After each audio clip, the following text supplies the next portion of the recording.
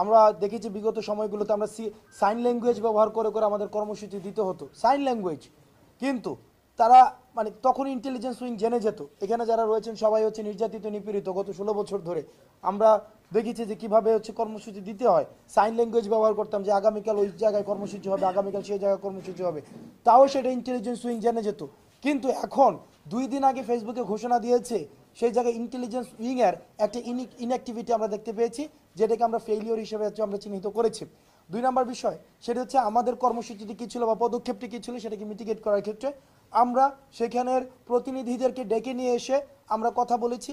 তারা আমাদেরকে বলেছে তারা হচ্ছে শুধুমাত্র তাদের দাবি দিবে, এই ধরনের মব ক্রিয়েট করবে, এই বিষয়গুলোকে আমরা এড়িয়ে যাওয়ার জন্য আমাদের জায়গা থেকে আমরা সর্বোচ্চ আহ্বান জানিয়েছি।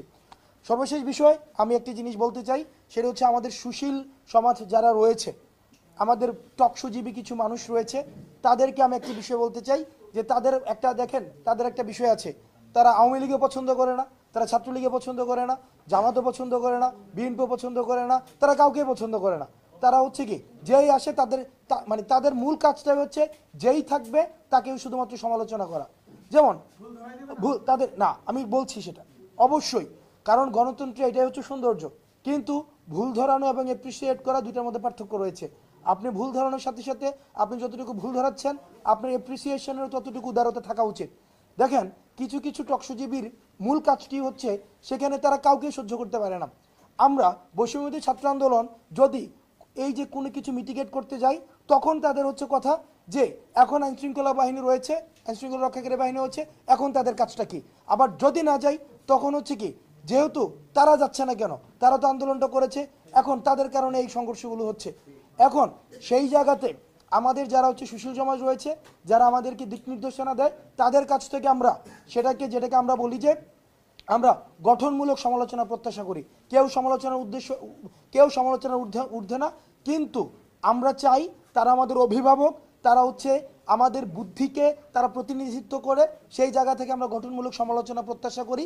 শুধুমাত্র সমালোচনার জন্য সমালোচনা অথবা শুধুমাত্র অ্যান্টি এস্টাবলিশমেন্টে প্রাসঙ্গিক থাকার জন্য সমালোচনা, এটি ইতিবাচক কোনো ধরনের পরিবর্তন আনে না, বরং এটি শুধুমাত্র ঘটনা প্রবাহকে সেটি শুধুমাত্র হচ্ছে এক ধরনের প্রাসঙ্গিকতাকে শুধুমাত্র টেনে নিয়ে যায়।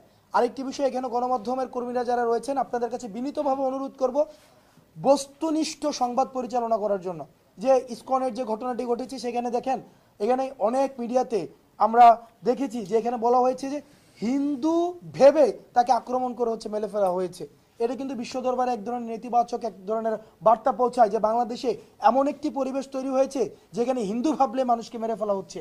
তো আমি আপনাদের কাছে প্রত্যাশা করব এই পুরো অভ্যুত্থানে আপনাদের যে নিরলস পরিশ্রম, সেই পরিশ্রমকে আমরা সবসময় কৃতজ্ঞতা ভরে স্মরণ করি, কিন্তু একই সাথে সাথে আপনাদের দায়িত্ব অনেক বেড়ে গিয়েছে।